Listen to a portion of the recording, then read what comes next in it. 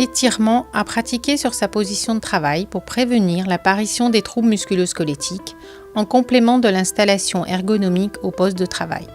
Ces exercices doivent s'effectuer en conscience au moins une fois par jour. Surtout, ne pas forcer en cas de douleur. Premier exercice, la tête.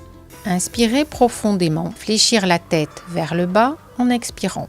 Remonter la tête en inspirant, basculer lentement la tête en arrière en expirant. Inspirez et revenir tête droite. Renouvelez cet exercice 3 fois. Tournez lentement la tête à droite, puis revenir au centre. Tournez lentement la tête à gauche, puis dessinez un cercle vers l'arrière pour revenir en position initiale. Repartir dans l'autre sens pour finir en position initiale. Deuxième exercice, les épaules. Pour relâcher les trapèzes, faire rouler les épaules dans un sens, puis dans un autre, et renouveler l'exercice. Troisième exercice, le buste. Cet exercice est à réaliser debout pour permettre d'ouvrir la cage thoracique et favoriser le redressement du buste. Posez les mains sur la poitrine en inspirant, tirez les coudes vers l'arrière en expirant et en redressant le buste.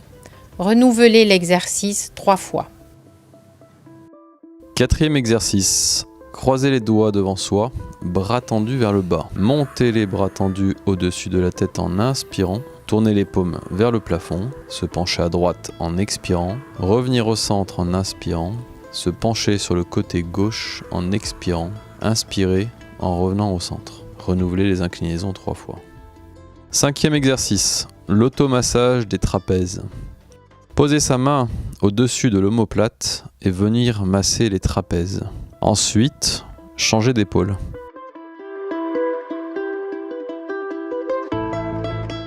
Sixième exercice, l'étirement du dos et des bras.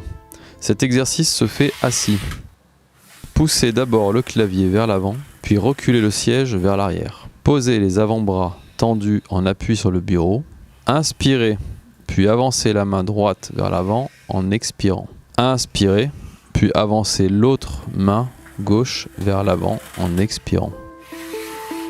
Septième exercice, l'étirement des poignets. Croisez les mains et faire tourner les poignets dans un sens puis dans un autre. Répétez plusieurs fois les rotations. Huitième exercice, prévention du syndrome du canal carpien. Cet exercice se fait debout. Son objectif est d'étirer les fléchisseurs des doigts de la main. Veillez à ne pas forcer la première fois. Le faire régulièrement permettra de le réaliser plus facilement. Posez les 2 mains en appui sur le bureau, les doigts vers soi en appui complet. Reculez lentement les fesses en arrière. Maintenir la position 15 secondes.